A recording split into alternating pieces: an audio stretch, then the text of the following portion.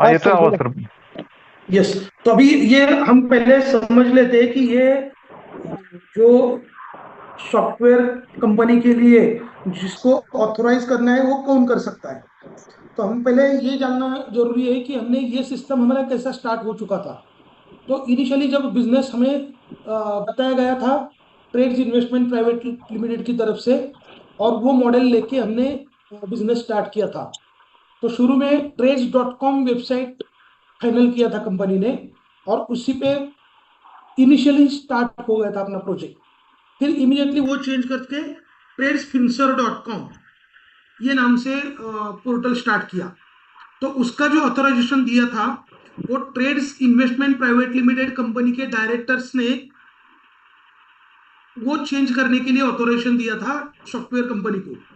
Means Trades investment private limited से ट्रेड्स.com से हमें बिजनेस लेके जाना है ट्रेड्स फिंसर पे, मींस ट्रेड्स फाइनेंशियल सर्विसेज पे।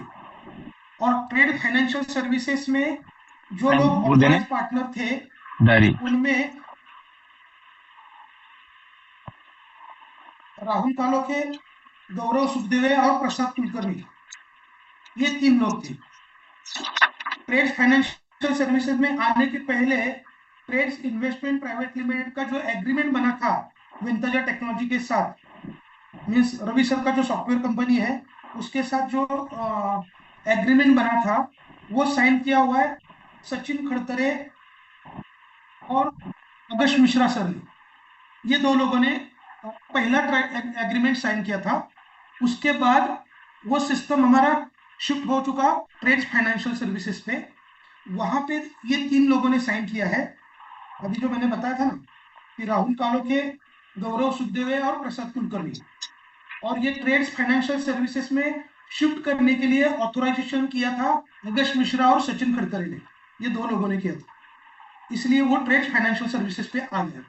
अभी ट्रेड्स फाइनेंशियल सर्विसेज के बाद फिर इन्होंने सब डायरेक्टर्स ने हमें एक स्टोरी बताई कि ट्रेड्स इन्वेस्टमेंट प्राइवेट लिमिटेड ये हमारा प्रपोज ब्रोकिंग हाउस है और वो ब्रोकिंग हाउस से भी रेगुलेटेड है। तो ट्रेड्स इन्वेस्टमेंट प्राइवेट लिमिटेड या ट्रेड्स फाइनेंशियल सर्विसेज, ट्रेड्स का नाम डाल दिया तो इमीडिएटली वहां पे ट्रेड्स फाइनेंशियल सर्विसेज दिखाई देता है। Recording in progress. तो ट्रेड्स फाइनेंशियल सर्विसेज का नाम या ट्रेड्स का सिर्फ नाम डाल दिया तो ट्रेड्स फाइनेंशियल सर्विसेज सामने दिखाई देता है। तो सेबी वाले हमें क्वेश्चन पूछेंगे कि ये कौन सा बिजनेस है आपका, तो हम जवाब नहीं दे पाएंगे। इसलिए हमें ये शिफ्ट करना पड़ेगा, ये माइग्रेट करना पड़ेगा दूसरे कोई तो उस टाइम पे सिस्पे कंपनी का और ट्रेड्स कंपनी का जो क्लियर किया था हमारा 5 को मीटिंग हुआ था ऑक्सफोर्ड होटल में। तो उस हिसाब से अगस्त सर ने बोला कि सिस्पे और ट्रेड्स मिलके कोई तो एक नाम चूज करो।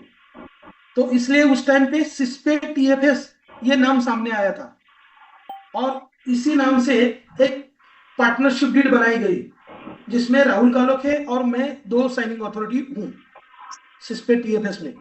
TFS means Trades financial services, उसका एक्रोनिम बना के सिस्पे टीएफएस एक नया पार्टनरशिप डीड बना और उसी नाम से आगे हमें बिजनेस करना था।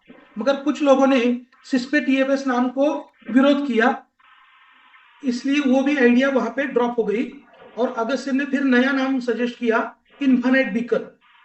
मीन्स अगस्त सर, राहुल कालोखे, सचिन खड़तरे, प्रसाद कुलकर्णी ये लोगों ने डिसाइड किया था infinite beacon India private limited ये नाम से कंपनी हमारी नहीं बनाई गई। वो कंपनी रजिस्टर्ड हो गई और वो कंपनी में मैं, प्रसाद देशमुख सर, प्रसाद कुलकर्णी, राहुल कालोखे, गौरव सुखदेवे और विनायक मराठे ऐसे 6 लोगों को पार्टनर बनाया गया और वो कंपनी रजिस्टर किया। वो सब काम प्रसाद कुलकर्णी ने किया था, उसी के एड्रेस पे, उसके घर के एड्रेस पे वो कंपनी रजिस्टर किया था, या सेनापति बापट पे नहीं, वो प्रसाद कुलकर्णी के घर के एड्रेस पे ही किया था। उसका बैंक अकाउंट भी ओपन किया फेडरल बैंक में। बैंक अकाउंट वगैरह सब होने के बाद प्रसाद कुलकर्णी ने फिर वहां पे अपोज कर दिया कि मैं रिस्क लेने वाला नहीं हूं और मैं जिस कंपनी में हूं वो कंपनी में मैं पैसा नहीं उठाऊंगा। मैं जिम्मेदारी नहीं लेने वाला हूँ। मीन्स ट्रेड के एक डायरेक्टर ने उनको वहां पे विरोध किया और इसीलिए वो ट्रेड्स इन्वेस्टमेंट प्राइवेट लिमिटेड जो company, sorry, infinite beacon India private limited जो कंपनी बनाई गई, वो कंपनी भी वैसे की वैसे बीच में ही छोड़, उसके ऊपर कोई बिजनेस नहीं आया, सिर्फ बैंक अकाउंट ओपन हो गया और कंपनी एमसीए के अंतर्गत रजिस्टर्ड हो गई। तो वो प्रसाद कुलकर्णी ने अपोज किया, इसलिए फिर अगस्त सर ने दूसरा एक ऑप्शन दिया कि इसी नाम से हम एक पार्टनरशिप डीड बनाते हैं, means infinite beacon financial services, ये नाम से पार्टनरशिप डीड बनाया गया। और वो पार्टनरशिप डीड में राहुल कालोखे, गौरव सुखदेव, प्रसाद देशमुख, ये 4 लोगों को पार्टनर बनाया गया। उसमें जो डिस्ट्रीब्यूशन था प्रॉफिट एंड लॉस का, 35% राहुल कालोखे, 35% गौरव सुखदेव, 15% नवनाथ अवताड़े एंड 15% प्रसाद देशमुख, ऐसा उन्होंने डिस्ट्रीब्यूशन किया। और वो हमारा पोर्टल शिफ्ट हो गया इन्फिनाइट बीकन पे। अभी इन्फिनाइट बीकन पे शिफ्ट करने के लिए ऑथराइजेशन किसने दिया?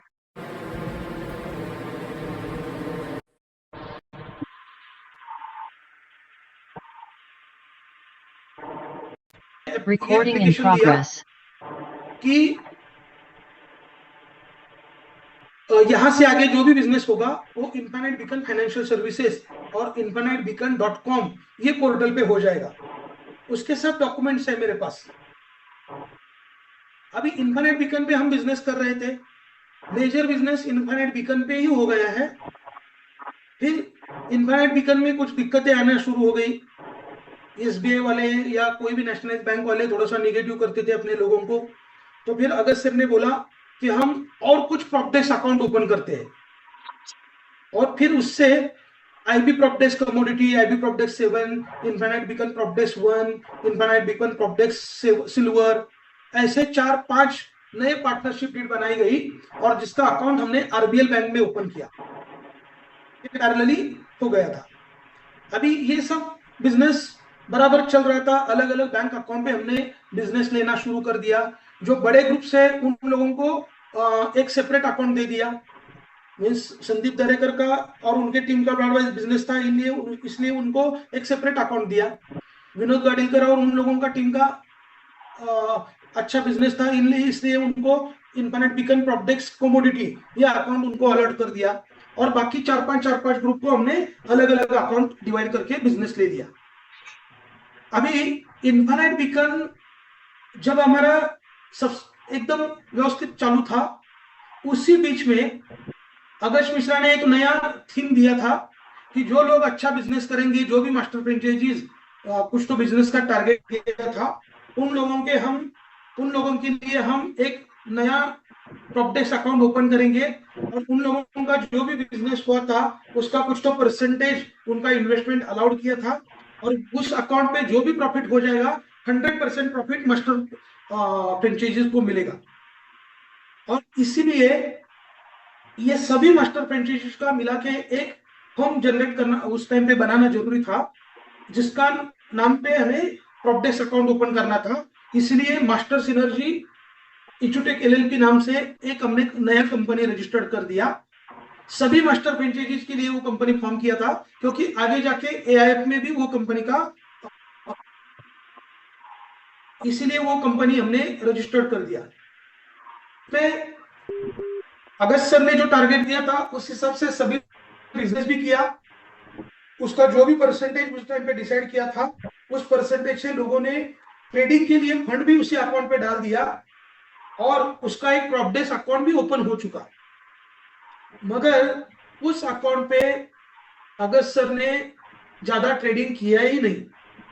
मैं डेली उनको इन्फॉर्म करता था या उनको बार बार मैं ट्रेडिंग के बारे में बोलता था कि सर ट्रेडिंग करना जरूरी है, लोग पूछ रहे हैं, और ये अगर ट्रेडिंग हमें दिखाई देता है हमारे लोगों को तो लोगों का कॉन्फिडेंस भी बढ़ जाएगा। मगर उन्होंने हफ्ते में 1-2 बार कभी ट्रेडिंग करे थे, कभी करते नहीं थे, पीछे लगने के बाद कभी तो ट्रेड करते थे, और वो अकाउंट पे उन्होंने सिर्फ 0.5% का प्रॉफिट जनरेट करके दिया, जो हम लोगों को दे भी नहीं पाए।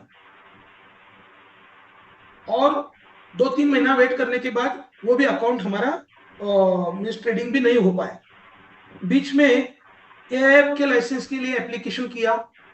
इनिशियली इन्होंने हमें बोला था कि वर्कनेश एडवाइजर्स प्राइवेट लिमिटेड ये कंपनी के नाम से हमारा एआईएफ मार्केट में आ जाएगा। तो वर्कनेश एडवाइजर्स प्राइवेट लिमिटेड कंपनी नाम से कंपनी रजिस्टर्ड कर दी गई मुंबई में। सिद्धार्थ व्यास उनकी वाइफ वहां पे डायरेक्टर बने थे और मैं खुद इक्विटी पार्टनर था उसमें। देशमुख सर और अगस्त सर और शायद ओंकार भूसारे, इतने लोग इक्विटी पार्टनर्स थे। 4-5 महीने मैंने फॉलोअप लेने के बाद भी उन्होंने एआईएफ का कोई भी परमिशन कंप्लीट नहीं किया या उसका पीपीएम सैंक्शन नहीं किया था। 5-6 महीने फॉलोअप लेने के बाद फिर उन्होंने नया थीम डाल दिया सिद्धार्थ व्यास ने कि हमें प्राइवेट लिमिटेड कंपनी पे हम एआईएफ नहीं चला सकते, उसके लिए एलएलपी बनाना पड़ेगा। और फिर एलएलपी बनाने में 2 महीना वेस्ट हो गए। फिर पहले जो कंपनी बनी थी वर्कनेश एडवाइजर्स प्राइवेट लिमिटेड, वो कंपनी में जो इक्विटी डाला था वो वापस कर दिया बैंक अकाउंट में हमारे। और फिर वर्कनेश एआईएफ एलएलपी कंपनी आने के बाद वही फिर दोबारा वहां पे डिपॉजिट कर दिया गया। और उसका भी 5-6 महीना वेट करने के बाद भी कुछ नहीं हो पाया। मैं डेली फॉलोअप लेता था सिद्धार्थ व्यास का या अगस्त सर का कि सर एआईएफ के बारे में हम लोगों को इतना बताते, ये करते वो करते, सब लोग पूछते, सब लोग ईगरली वेटिंग कर रहे हैं और बहुत सारे लोग वेट कर रहे हैं कि एआईएफ आने के बाद हम बड़ा बिजनेस करेंगे। फिर भी हम लास्ट तक एआईएफ लोगों को नहीं दे पाए। बीच में अगस्त सर ने एक बार अचानक से डिक्लेयर कर दिया कि हमारा एआईएफ आ चुका है, जबकि वहां पे कोई एआईएफ का लाइसेंस नहीं आया था, फिर भी उन्होंने डिक्लेयर कर दिया था। पीपीएम सिर्फ अप्लाई किया था, एक पीपीएम जो डॉक्यूमेंट रहता है उसका, वो उसके लिए सिर्फ अप्लाई किया था, बाकी कुछ भी नहीं हुआ था।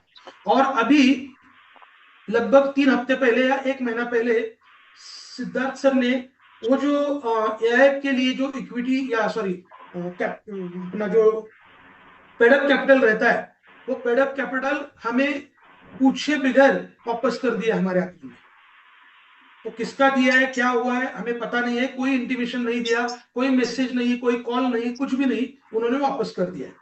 अभी कौन से लोगों का दिया है मुझे पता नहीं है, तो और किसका रखा है वो भी पता नहीं है। कोई कम्युनिकेशन नहीं, कुछ भी नहीं है। अभी एआईएफ के लिए उन्होंने हमें ये बताया था उस टाइम पे कि एआईएफ पे मिनिमम 1 CR का अकाउंट चाहिए और 1 CR का अकाउंट मिनिमम 1 CR का अकाउंट देने वाले हमारे पास बहुत कम लोग हैं, जो 0.1% के बराबर भी नहीं है। हमारे मैक्सिमम कस्टमर 1 लाख से 10 लाख के बीच में है। तो उस टाइम पे सिद्धार्थ व्यास और अगस्त मिश्रा दोनों ने मुझे बताया था कि हमें अगर एआईएफ पे लोगों को शिफ्ट करना है तो ग्रुप ऑफ इन्वेस्टर्स हमें बनाने पड़ेंगे और उसके लिए एलएलपी या एओपी फॉर्म करनी पड़ेगी। एलएलपी में जिन लोगों के ग्रुप का मिनिमम 1 CR का बिजनेस है, ऐसे लोगों को हम एआईएफ पे लेके जाएंगे, मगर उसके लिए हमें एक मास्टर अकाउंट बनाना पड़ेगा, क्योंकि मास्टर अकाउंट से हम referral income as it is distribute कर पाएंगे और जो प्रॉफिट है वो प्रॉफिट हर एक के अकाउंट में अपना अपना इंडिविजुअल अकाउंट पे एआईएफ के अकाउंट में जाएगा। रेफरल के लिए हमें एक मास्टर कंपनी की जरूरत है और इसीलिए हमने मास्टर सिनर्जी इज्यूटेक एलएलपी वो प्रिंसिपल अकाउंट बनाया, मेन अकाउंट, और उसके नीचे अलग अलग एलएलपी हमने फॉर्म की थी। अभी जब इन्फिनिट बीकन को कुछ ना कुछ तो इश्यू आ रहा था, उसके अगेंस्ट में कंप्लेंट जा रही थी, इसीलिए फिर दोबारा इन्फिनिट बीकन से फिर दोबारा शिफ्ट करना पड़े हमें पूरा बिजनेस मास्टर सिनर्जी इज्यूटेक एलएलपी पे। और वो शिफ्ट करने के लिए जो ऑथोराइजेशन चाहिए था वो ऑथोराइजेशन दिया था infinite beacon financial service partners ने। मींस शिफ्टिंग के लिए, मींस पुराना जो अकाउंट है या डोमेन है उससे नए डोमेन पे जाने के लिए पुराने ने उसको ऑथोराइज करना है, ये सिस्टम हमारी थी। अभी मास्टर सिनर्जी इज्यूटेक एलएलपी तक हम बिजनेस कर रहे थे लगभग अप्रैल तक, और अप्रैल से आगे अगस्त सर ने डिक्लेयर किया था कि यहां से आगे हम कोई भी फंड मार्केट से नहीं उठाएंगे, उल्टा लोगों का फंड हम वापस करेंगे। जिन लोगों को डीमेट पे आना है छोटे जो अकाउंट है 1 लाख से 10 लाख के बीच में, उन लोगों को हम डीमैट पे शिफ्ट करेंगे उनका पैसा, और जिन लोगों को बड़ा अकाउंट है 10 लाख के ऊपर है, ऐसे लोगों को हम एआईएफ पे शिफ्ट करेंगे। तो उस हिसाब से प्लानिंग हुआ था।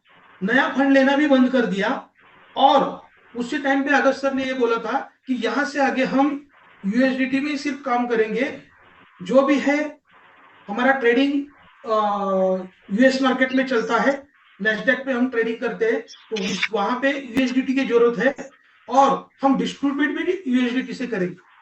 तो यूएसडीटी फॉर्मेट पे जाने के लिए हमें इंटरनेशनल प्लेटफॉर्म की जरूरत थी, और वो इंटरनेशनल प्लेटफॉर्म जो बना था उसका नाम था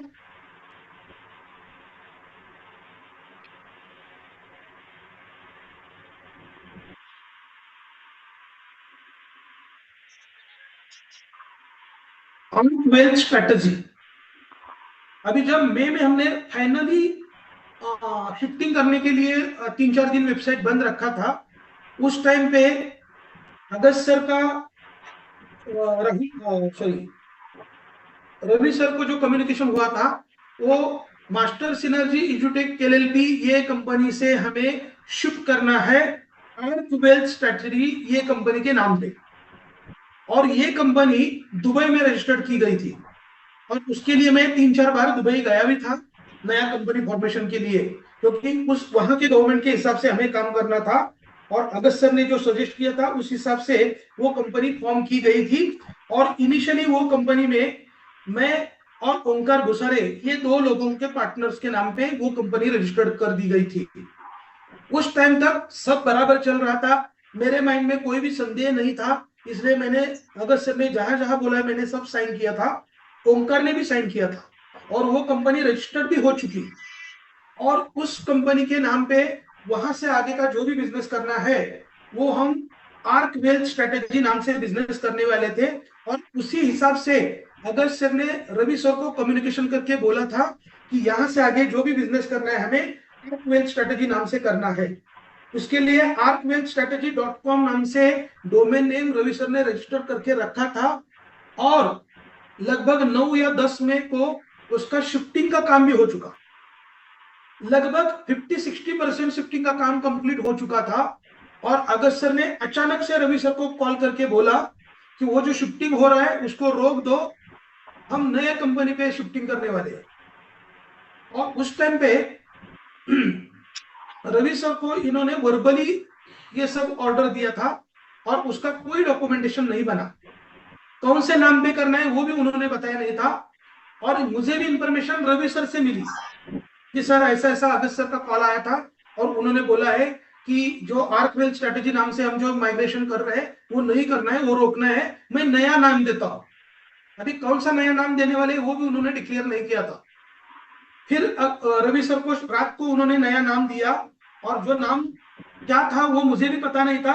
जब माइग्रेशन कंप्लीट हो चुका अगले 3 दिन में, उसके बाद जब हम शिफ्ट हो चुके उस टाइम पे मुझे पता चला कि ये आईएफ ग्लोबल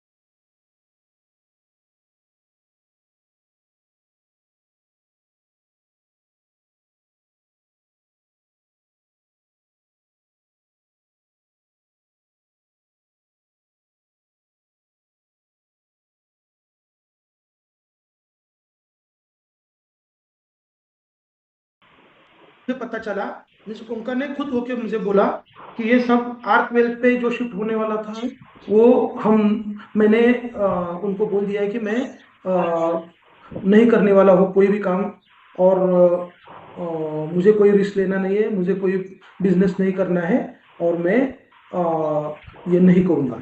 तब मुझे पता चला कि ये आर्क वेल्थ पे जो बिजनेस शिफ्ट होने वाला था वो अचानक से आई ग्लोबल पे कैसे हो गए। तो ओमकार ने विरोध करने के बाद अगस्त सर ने वो रातों रात कहाँ से तो कई कंपनी का जुगाड़ किया और वो कंपनी लाया। अभी वो कहाँ से कंपनी लाया है, कहाँ पे रजिस्टर्ड हुआ है, कोई गवर्नमेंट अथॉरिटी है नहीं है, वो कुछ भी मुझे पता नहीं है। ना मैंने कोई साइन किया है वो कंपनी फॉर्मेशन के लिए, ना कोई ऑथोराइज किया है, कोई विदाउट मेरा कंसेंट कंपनी उन्होंने लाया है। और जब हम 20 या 21 मई को जब हमने बिजनेस एक कोर टीम का हम मीटिंग ले रहे थे, उसी दिन मैंने उनको बोला कि सर मुझे कोर टीम का मीटिंग लेना है और आईएफ ग्लोबल पे हम बिजनेस ट्रिप किया है, मगर उसके बारे में मुझे कुछ भी पता नहीं है, कम से कम उसका सर्टिफिकेट तो भेज दो ताकि मैं बोल पाऊंगा। तो जिस दिन मीटिंग थी उस दिन उन्होंने सुबह मुझे व्हाट्सएप करके वो सर्टिफिकेट भेजा है, और वो भी मैंने ओपन किया आपके सामने ही डायरेक्टली स्क्रीन पे।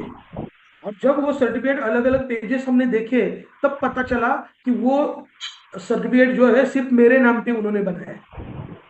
और उनको जब मैंने उसके ऊपर बोला कि सर ये मेरे नाम पे, अकेले के नाम पे कैसे बना, तो बोले कि नहीं मेरा नाम ऐड करना है उसमें, मेरा भी नाम वो आने वाला है, मेरा भी नाम ऐड करना है। उस टाइम की जरूरत थी इसलिए मैंने रातों रात वो कंपनी परचेस की है। ये दूसरी की कंपनी परचेस की है, मेरा नाम भी आ गया है, कहाँ पे किया कैसे, कोई मेरा साइन नहीं लिया, कोई ऑथोराइजेशन नहीं लिया, कुछ भी नहीं लिया, अचानक से वो नाम आ गए। तो वो कंपनी कैसी कंपनी है उसके बारे में मुझे कोई पता नहीं है। तो अभी उन्होंने उनके प्लान के तहत जो मैं समझ नहीं पाया हूं, अप्रैल तक मैंने उनको ऊपर 100% विश्वास रख के मैंने जो भी काम करना था वो काम किया था, मगर जब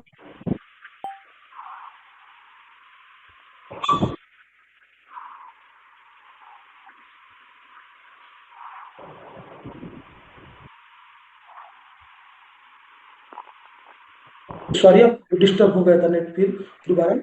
तो ये जो इन्फानेट सॉरी आईएफ ग्लोबल पे जो शिफ्टिंग हुआ है उसका किसी को भी पता नहीं था कि ये नाम पे होने वाला है, और ये कंपनी कहाँ से है क्या है किसी को भी पता नहीं है। मुझे भी जब 20 या 21 तारीख को जब हमने मीटिंग कोर टीम की मीटिंग हमने बुलाई थी उस दिन मुझे पता चला। और परसों देशमुख सर और मैं भी अगस्त सर से लास्ट जो हमारा बात हुई थी लगभग 20 दिन पहले, उस दिन भी मैंने वो सब्जेक्ट डेलिबरेटली उनको पूछा था कि सर आईएफ ग्लोबल पे मेरे अकेले का नाम है, आपका नाम ऐड होने वाला तो अभी तक नहीं हुआ है। तो उन्होंने उसके बारे में भी कुछ ऐसा खास जवाब नहीं दिया, कुछ तो ऐसे ही बातें करके वो सब्जेक्ट उन्होंने छोड़ दिया था। तो आईएफ ग्लोबल पे शिफ्टिंग करने के लिए अभी मैं ऑथोराइजेशन नहीं दे सकता हूँ क्योंकि मास्टर सिनर्जी से वहां पे शिफ्टिंग हो चुका है। तो उसके लिए मास्टर सिनर्जी के लोगों का ऑथोराइजेशन जरूरी है, उन लोगों ने रवि सर को ये देना पड़ेगा। मैं नहीं दे सकता हूँ क्योंकि मेरा लिंक ही नहीं है बीच में, क्योंकि इन्फाइनाइट बीकन से मास्टर सिनर्जी पे शिफ्ट हुआ था और मास्टर सिनर्जी से अभी आईएफ ग्लोबल पे शिफ्ट हुआ है।